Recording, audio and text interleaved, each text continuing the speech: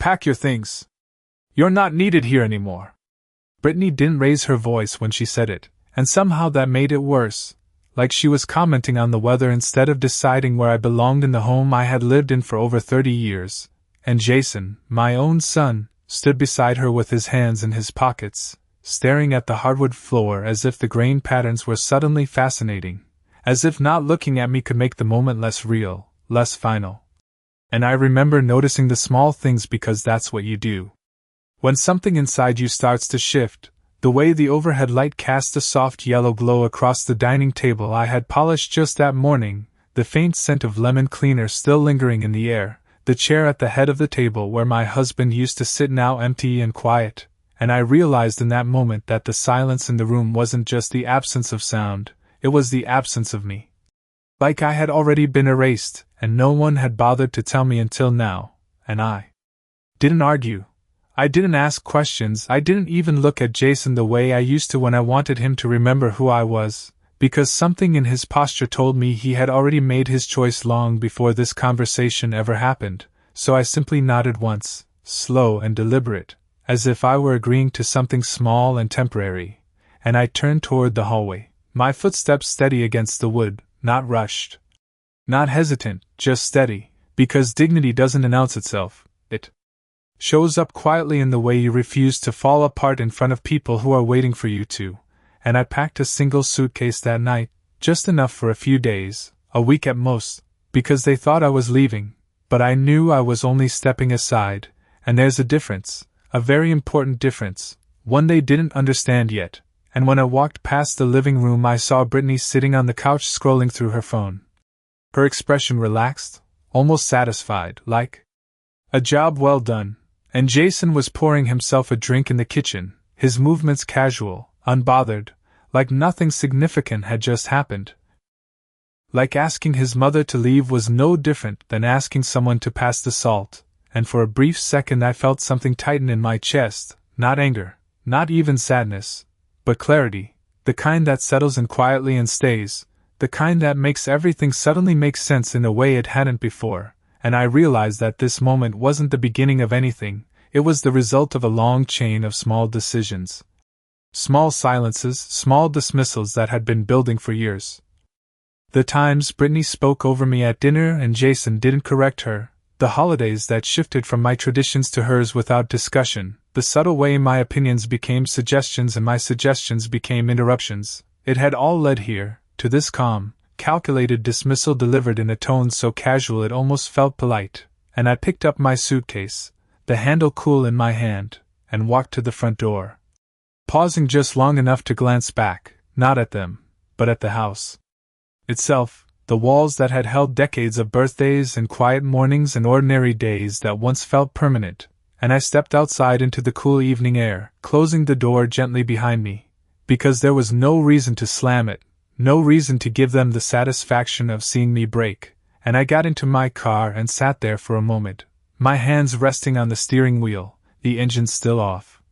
The world unusually quiet, and I let the silence settle around me, not heavy, not suffocating, just still, like the pause before something important begins, and then I started the car and drove away without looking back, because I didn't need to, not anymore, and the next morning, while they were still sleeping in the house they thought was now entirely theirs, I made a phone call, just one, and by the time the sun had fully risen, everything had already begun to change in ways they couldn't yet imagine. Because they thought moving me aside meant I was out of the picture. But what they didn't understand was that I had spent a lifetime learning how to survive quietly, how to observe without being noticed, how to wait without being seen as waiting, and most importantly, how to act when the moment was right, and that moment had finally arrived. I did not go far that night, just across town to a small extended-stay hotel off Highway 41, the kind of place people use when they are in between homes or in between decisions, and I checked in with one small suitcase and a calm voice, the young man at the front desk barely looking up as he handed me a key card, and I remember thinking how strange it was that something so life-changing could feel so ordinary to everyone else. How the world does not pause just because yours has shifted, and when I stepped into the room the air smelled faintly of detergent and something synthetic, clean but impersonal, nothing like the quiet warmth of the home I had just left, and I set my suitcase down on the bed and stood there for a moment, taking in the plain beige walls, the small desk by the window, the hum of the air conditioner, and for the first time since Brittany spoke those words, I allowed myself to sit down slowly. Not because I felt defeated, but because I needed to think, really.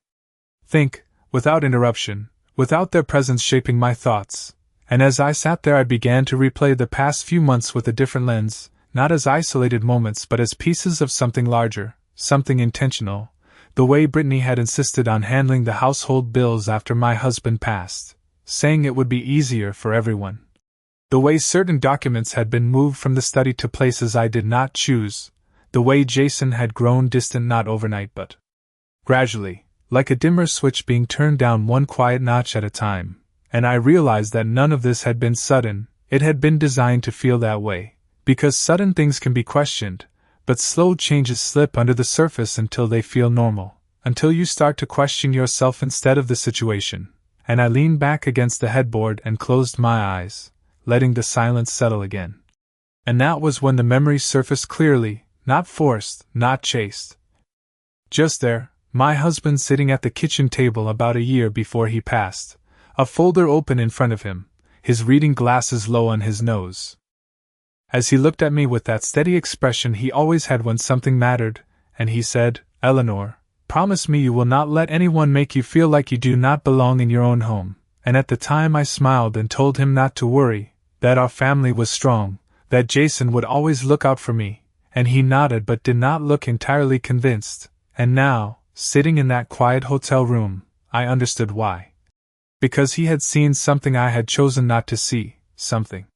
subtle in the way Brittany moved through the house, the way she spoke about things that were not hers as if they already belonged to her, and I opened my eyes and reached for my phone on the nightstand, the same phone I had used that morning to make that single call, and I thought about the person on the other end of that call, a name I had not spoken aloud in months, someone my husband trusted.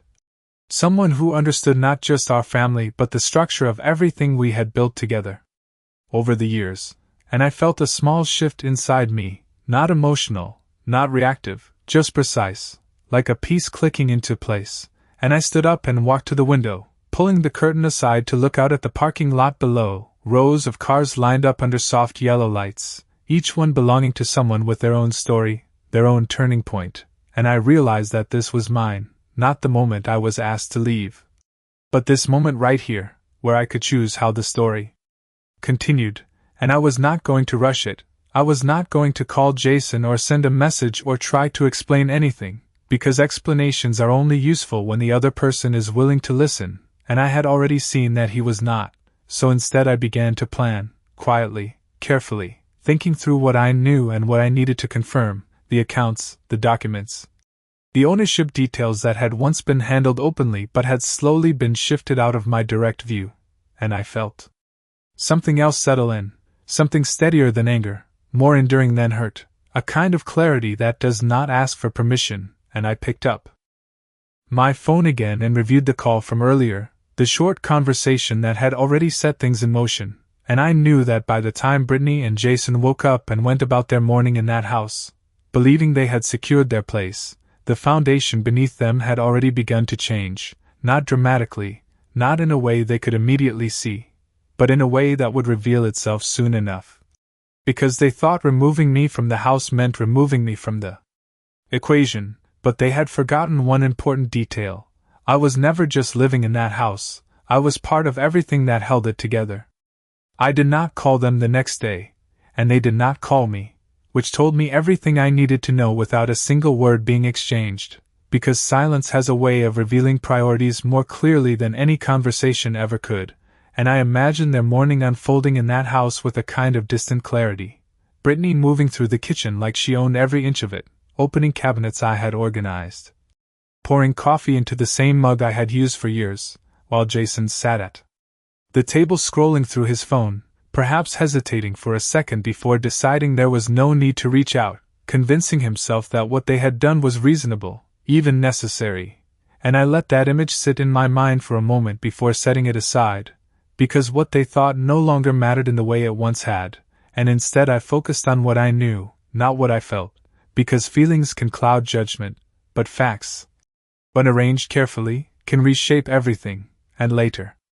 that morning I drove to a small office building on the east side of town, the kind with a modest lobby and a directory board listing names in plain black letters, nothing impressive, nothing that would draw attention, which was exactly why my husband had trusted it for years. And when I stepped inside, the air was cool and still, the quiet professionalism of the space a sharp contrast to the emotional tension I had left behind. And I gave my name at the front desk, watching the receptionist's expression shift from polite neutrality to recognition, and she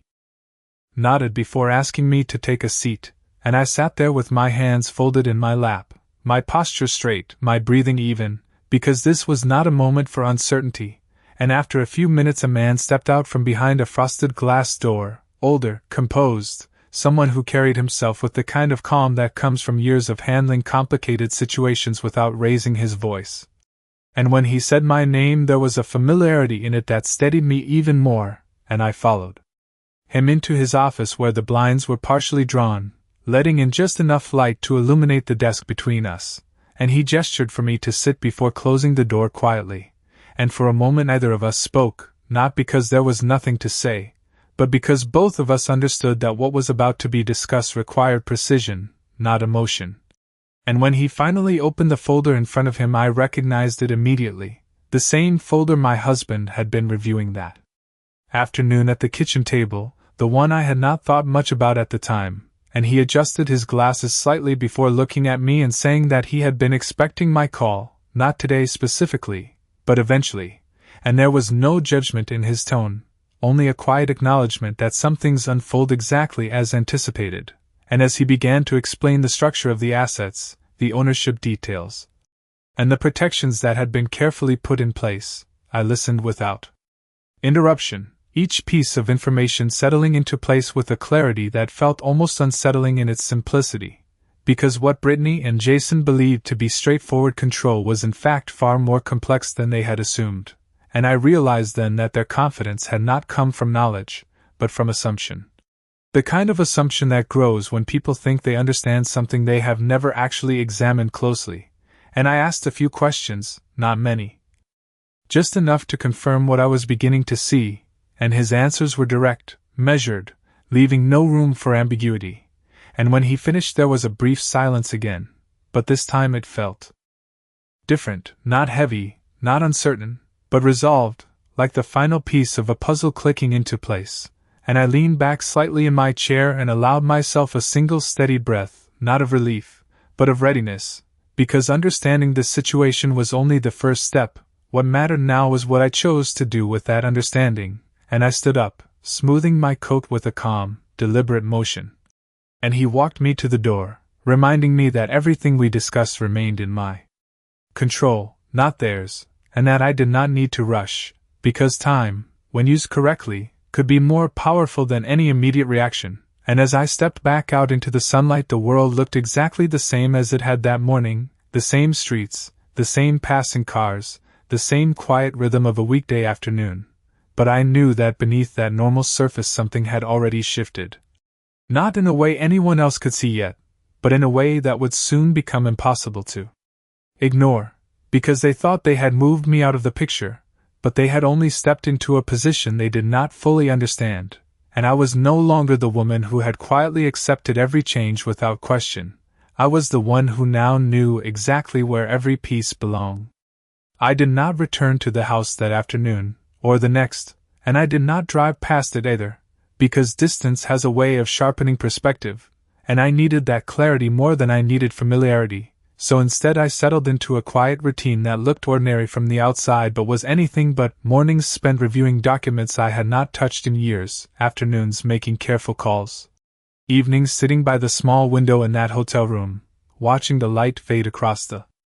parking lot as I replayed memories with a new understanding, and it was in those quiet hours that the past began to rearrange itself, not changing what had happened, but changing how I saw it. The conversations that once felt harmless now carried weight. The small decisions that once seemed considerate now revealed a pattern, and I could see Brittany more clearly than I ever had before, not as a sudden force that disrupted our family, but as someone who had moved slowly and deliberately, learning where to stand, when to speak, when to stay silent, and most importantly, when to let others speak for her. And Jason, my son, had not been pushed into this position as much as he had drifted into it, choosing comfort over confrontation, choosing peace in the moment over truth in the long run. And I did not say that with bitterness. Only with recognition, because understanding someone does not excuse them, but it does remove the illusion that things happened by accident. And one memory in particular kept returning to me, a Sunday afternoon about 6 months before my husband passed, when we were all in the living room, the television on but ignored, Brittany sitting slightly forward on the couch, her voice soft but steady as she suggested that it might be time to reorganize some of the financial responsibilities. Just to make things easier for everyone, she said, and I remember agreeing without much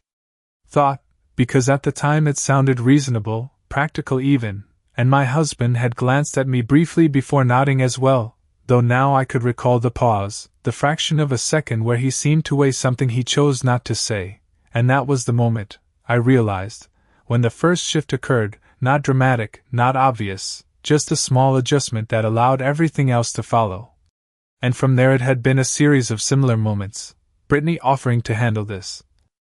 to take care of that, always framed as helpful, always delivered with just enough warmth to make refusal seem unnecessary, and I had accepted each one, not out of weakness, but out of trust, a trust that had been built over years and dismantled quietly in months. And as I sat there with these thoughts settling into place, I reached for my notebook on the desk. A simple lined pad I had picked up at a pharmacy on my second day at the hotel, and I began to write, not emotionally, not in long, reflective sentences, but in short, clear points, dates, changes, conversations, anything that marked a shift, anything that might matter later, and as the list grew I could see the pattern not just in my mind, but on paper, structured, undeniable, and there was a certain calm in that, a calm that came from moving from uncertainty to understanding, and I knew then that the next step was not confrontation, not yet, because confronting someone without preparation only gives them time to adjust, to deny, to reshape the narrative, and I was not interested in arguments, I was interested in resolution. And resolution requires timing, and so I continued, gathering what I needed, confirming what I suspected, allowing them to continue believing that their version of events was stable and complete, because people reveal more when they think there is nothing left to hide. And later that evening I received a message, short, almost casual, from Jason, asking if I was all right, if I had found somewhere to stay, and I read it twice before setting the phone down without responding immediately, not out of spite, but because I wanted to consider what that message really meant, whether it was concern, obligation, or simply an attempt to ease his own discomfort. And after a moment I typed a brief reply, telling him that I was fine, that I was taking care of things, nothing more, no questions, no accusations, and I could almost imagine him reading it, relieved by the lack of tension, reassured that the situation had settled, that there would be no confrontation, no disruption. And that was exactly what I wanted him to believe, because while they were settling into their version of the story, I was preparing the reality that would replace it, and for the first time since that night at the dining table, I felt something steady and certain take hold, not anger, not revenge, but control, quiet, precise, and entirely my own. The next morning began earlier than the others, not because I could not sleep, but because I no longer needed to wait for the day to start on anyone else's terms, and I sat at the small desk with my notebook open, reviewing what I had written the night before, each line clear and intentional, and I added to it carefully, not guessing, not assuming, only writing what I could confirm. And by mid-morning I had arranged everything into a quiet sequence that told a very different story than the one Brittany and Jason believed they were living, a story where control had never truly left my hands, only shifted out of sight, and once that realization settled fully, the next step became obvious, not dramatic, not rushed, just necessary. And I made another call, this time not to ask questions, but to set something in motion, something that would require no confrontation and no explanation. Just documentation and time, and as I spoke, my voice remained even, my words precise, confirming dates, requesting copies, authorizing access to records that still, very clearly, required my approval, and when the call ended there was no immediate change in the world around me, no visible shift, just the quiet understanding that a process had begun, one that would unfold exactly as it was designed to, regardless of what anyone else believed. And later that afternoon I drove past the bank where I had once spent years managing accounts with my husband, the same building with the same glass doors, and I did not go inside right away. Instead I sat in the parking lot for a moment, watching people come and go, thinking about how many of them believed they fully understood what they owned, what they controlled, and how often that belief depended on assumptions rather than facts. And when I finally stepped out of the car and walked inside, the familiarity of the space was almost comforting. The quiet order of it, the steady rhythm of transactions, the absence of emotional weight, and I approached the desk and gave my name, watching as recognition flickered again, followed by a polite nod and a request for identification, and I provided it without hesitation, because there was nothing uncertain about my position, not anymore, and as I was guided to a private office I could feel the shift becoming more tangible, not because anything had changed yet, but because I now understood exactly where everything stood, and the meeting itself was straightforward, a review of accounts, confirmations of access, a quiet clarification of authority that had never actually been transferred, only assumed, and I asked my questions the same way I had at the other office. Calmly, directly, allowing the answers to settle without reaction, and by the time I stood to leave, I knew that the structure Brittany believed she controlled was not hers to control at all, not in the way she thought, and I walked back out into the afternoon light with the same steady pace, the same composed expression, but with a certainty that had grown sharper, more defined, and as I drove away I thought about the house again, not with longing, but with clarity, picturing Brittany moving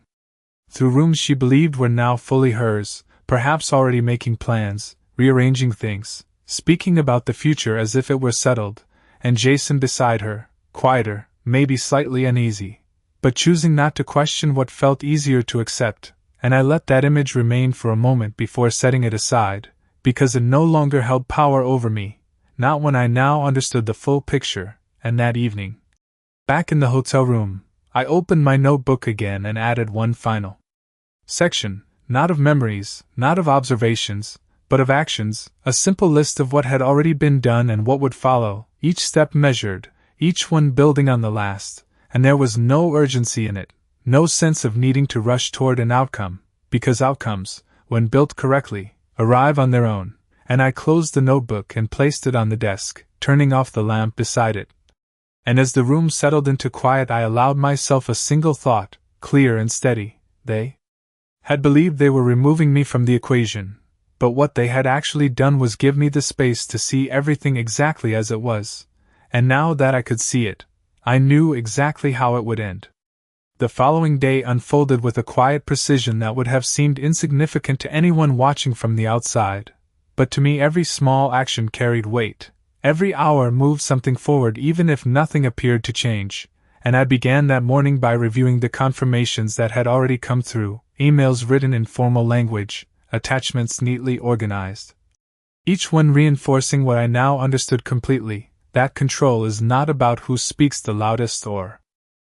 who occupies the space, it is about who holds the structure beneath everything, and as I read through those documents I felt no urgency, only a steady awareness that time was now working with me, not against me, and I allowed Brittany and Jason the space to continue as they were, because interruption would only alert them, and I had no interest in warning them before the foundation shifted beneath their assumptions. And later that morning my phone rang, a number I recognized but had not expected so soon, and I answered calmly, listening more than speaking as the voice on the other end confirmed that the requests I had made were already in motion, that certain notices would be processed, that certain records would reflect what had always been true rather than what had recently been assumed, and I thanked them briefly before ending the call, setting the phone down with the same measured care I had used for everything else. And I sat there for a moment, letting the quiet settle. Again, because this kind of change does not announce itself, it unfolds in layers, each one building on the last until the full picture becomes impossible to ignore, and by early afternoon I found myself driving again, not aimlessly, but with intention, returning to a part of town I had not visited in some time, a place where another piece of our life had been established years ago. And as I walked into the building, I felt that same sense of familiarity, not comforting, not nostalgic, just known, like stepping into a space where the rules had always been clear. And I spoke with another professional who had worked with my husband and me for years, someone who did not need long explanations, only confirmation of what needed to be done, and the conversation was brief, efficient, focused entirely on execution, not emotion. And when I left, there was a subtle but undeniable shift inside me, not relief, not satisfaction, but alignment, as if everything that had been scattered was now moving in the same direction. And as the afternoon moved on, I allowed myself one small deviation from the plan, not a disruption, just an observation, and I drove past the street where the house stood, slowing slightly. As I approached, but not stopping, not turning in, just passing by like any other car, and from the outside everything looked unchanged, the same front yard, the same windows reflecting the sky, the same stillness that suggested nothing out of the ordinary, and I imagined them inside, Brittany perhaps making another small change, adjusting something to her preference, speaking with confidence about what would come next, and Jason nearby, quieter as always, accepting the version of events that required the least resistance. And I did not feel anger toward them in that moment, only a clear understanding of the distance between what they believed and what was actually in place. And I continued driving, not looking back, because I did not need to confirm anything visually. I already knew where everything stood, and by the time I returned to the hotel, the light was beginning to soften again, the day folding into evening with the same steady rhythm, and I sat at the desk once more, opening my notebook not to add anything new, but to review what had already been set in motion. And there was a completeness to it now, not in the sense that everything was finished, but in the sense that everything necessary had been initiated. And I closed the notebook and placed it beside the lamp, turning the light off as I leaned back in the chair, letting the quiet fill the room once more, and I allowed myself a single, simple thought. Not spoken aloud, not even fully formed into words. Just understood. They believed they had already taken what mattered, but what mattered had never left my hands, and soon, in ways they could not yet see, that truth would become impossible for them to ignore. By the seventh day, the silence between us had settled into something almost structured, not empty, but defined, like a line drawn that neither side had attempted to cross, and I knew that was exactly why the next step would work, because people reveal the most when they believe nothing is happening. And that afternoon, just as I had expected, my phone rang again, Jason's name appearing on the screen. And I let it ring twice before answering, not out of hesitation, but out of control, because timing matters in ways most people overlook, and when I answered, his voice was careful, measured, as if he were stepping onto uncertain ground, asking how I was, whether I had found a place to stay, whether I needed anything, and I listened without interrupting, letting him finish, because what he was really asking was not about me, it was about reassurance that he had not done something irreversible, reassurance that the situation remained manageable, and when he finished I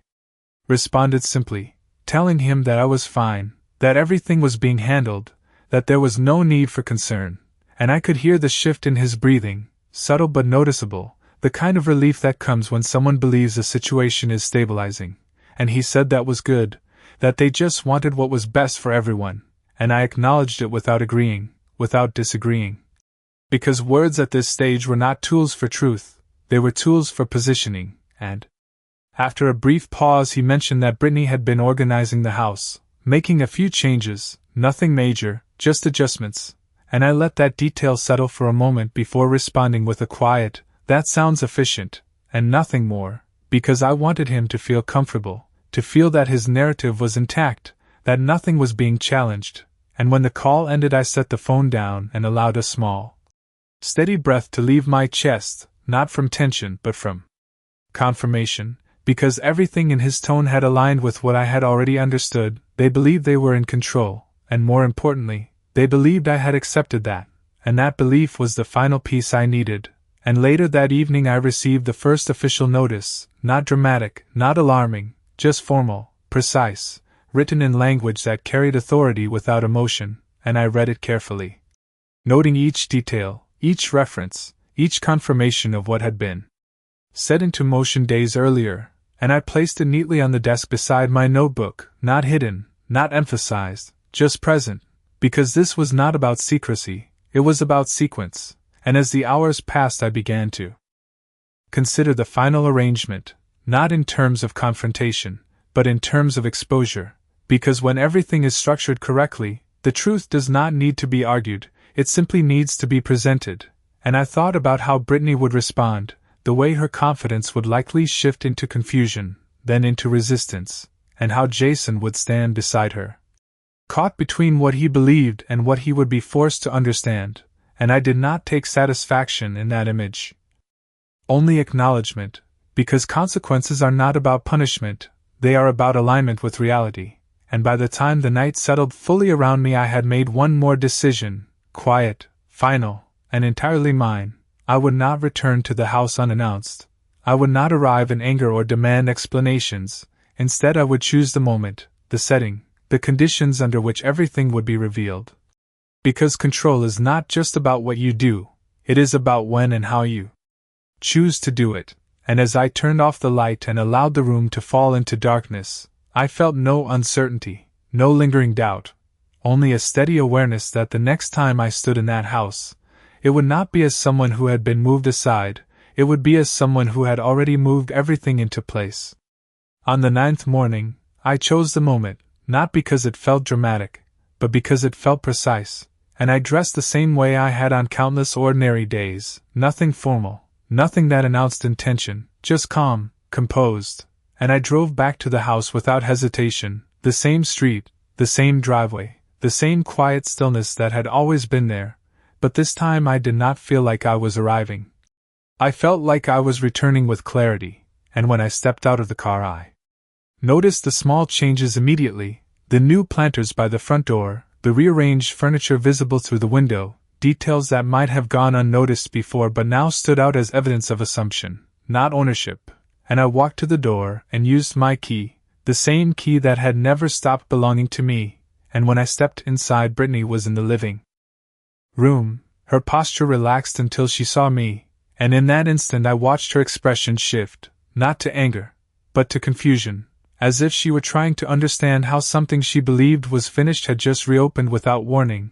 and Jason stood up from the kitchen, his face caught between surprise and uncertainty, and for a moment no one spoke, because silence, once again, was more revealing than anything they could say. And I set my bag down gently by the door, not as a gesture of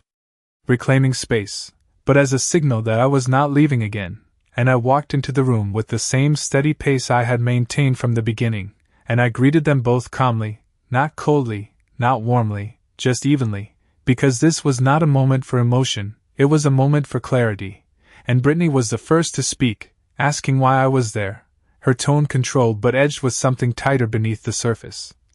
And I answered simply, telling her that I had come to discuss the house, and Jason shifted slightly, glancing between us, sensing that something was different but not yet understanding what, and I did not raise my voice, I did not accuse, I did not explain anything unnecessarily, instead I reached into my bag and placed the documents on the table, one at a time, not dramatically, just deliberately, allowing the presence of them to speak before the words did. And I watched as Brittany's eyes moved across the pages, her confidence adjusting with each line, not collapsing, but recalibrating, trying to find a way to maintain control of the narrative she had built, and Jason stepped closer, reading over her shoulder, his expression shifting more slowly, the realization coming in pieces rather than all at once, and I gave them time, because understanding cannot be rushed, and when Brittany finally spoke again her voice was sharper, questioning, searching for something to hold on to. Asking what this meant, and I answered in the same steady tone. Explaining only what was necessary, that the ownership structure had not changed, that authority had not been transferred, that the arrangements they believed were in place were based on assumptions, not facts, and I did not elaborate beyond that, because I did not need to. The documents were clear, and clarity, when presented without emotion, leaves little room for argument. And Jason looked at me then, really looked, as if seeing me for the first time in days, maybe longer, and there was something in his expression that shifted again, not fully formed, not yet understanding everything, but recognizing that the situation was no longer what he had believed, and Brittany's posture changed subtly. Her confidence now measured, her tone more controlled, asking what I intended to do next, and I paused for just a moment, not for effect, but because the answer did not require urgency, it required precision, and I told her that the arrangements would be corrected, that the house would be managed as it had always been intended, and that they would need to make new plans, and I said it without emphasis, without force. Just as a statement of fact, and the room fell quiet again, not the same silence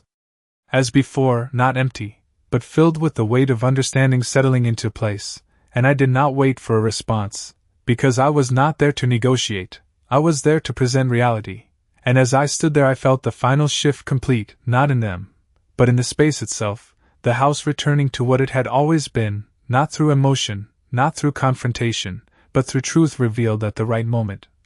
And I looked at them both one last time, not with anger, not with triumph, but with a calm certainty that required no explanation, because they had moved me aside believing it gave them control, but what they had never understood was that control had never been something they could take, only something I could choose to reclaim, and now, without raising my voice, without forcing a single word, I had done exactly that.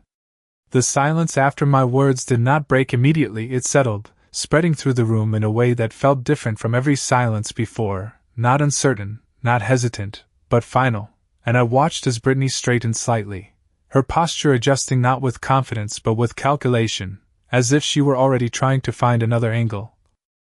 another way to reinterpret what had just been placed in front of her, while Jason remained still, his eyes moving between the documents and me, the weight of realization arriving more slowly but more deeply, and for a moment I considered saying more, explaining further, softening the edges of what had just been made clear, but I chose not to, because truth does not need decoration. And anything added would only give them something to argue with, something to reshape, and I was not there to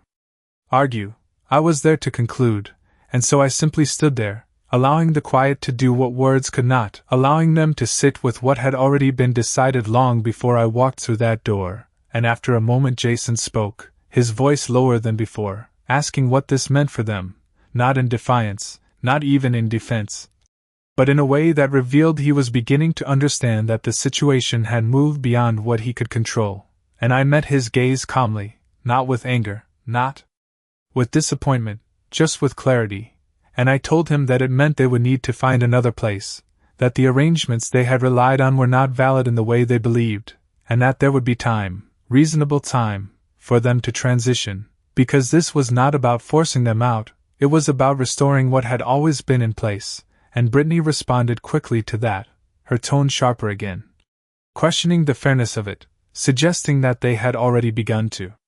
build their plans around this house, and I listened without interruption, letting her finish, because fairness is often used as a shield when expectations do not align with reality, and when she was done I simply said that plans built on assumptions are not the same as plans built on truth, and I left it there, because anything further would only repeat what had already been made clear, and the room fell quiet again. But this time it was not just silence, it was acceptance beginning to take shape, not willingly, not comfortably, but inevitably, and I walked to the window, looking out at the same yard I had tended for years, the same view that had once represented stability, and now represented something else entirely, not loss, not victory, but alignment, and I turned back toward them, seeing not opponents, not even family in the way I once had, but simply two people who had believed they understood a situation they had never fully examined, and I felt no need to correct them beyond what had already been done, no need to revisit the past or assign blame, because the outcome was already set. And I picked up my bag from where I had placed it earlier, not to leave, but to move it into